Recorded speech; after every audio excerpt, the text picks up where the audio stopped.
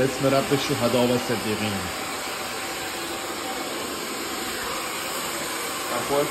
روزهای روز می‌گذرد در جزیره عشق. یا در جستجو.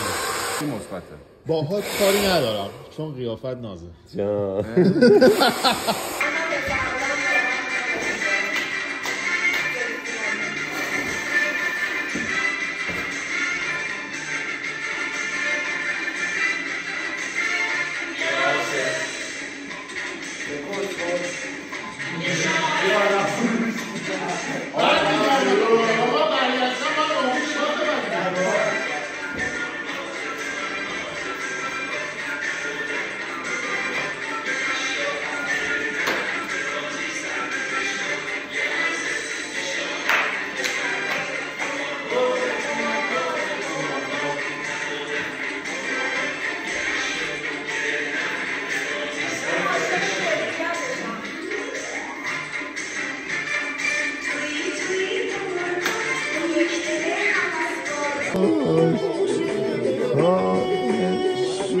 مسابقه فینال حذف یکی از عزیزانمونه. علی داره خودش آماده میکنه دم کنه.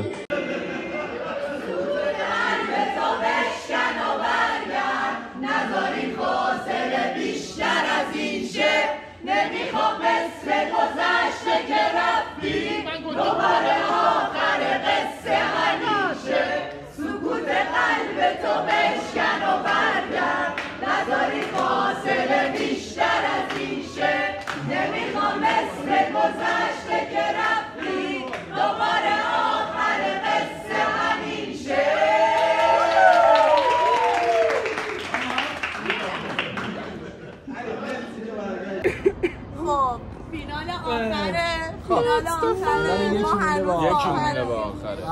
ما ویدیو میگیره دعوایی که نگاه میکنیم تشکیل تیم علکی میگیره دیگه. اینجا بازی مافیا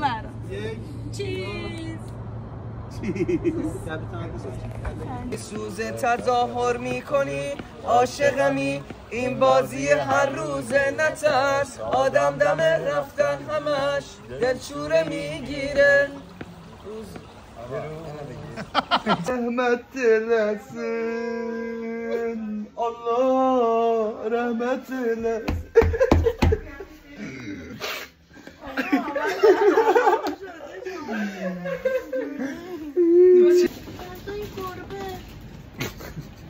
خرید بعد از بورس. من خیلی احساس عجیبی دارم که بعد از 2 هفته اومدم فروشگاه دارم میبینم هم خرید. تا حالا فیلم تو فروشگاه نگرفته بودم واقعا. میگم تا حالا فیلم تو فروشگاه نگرفته بودم. وقتی از کار میای بیرون اعصاب کف میشی. سرم ساکتوز نمیکنم.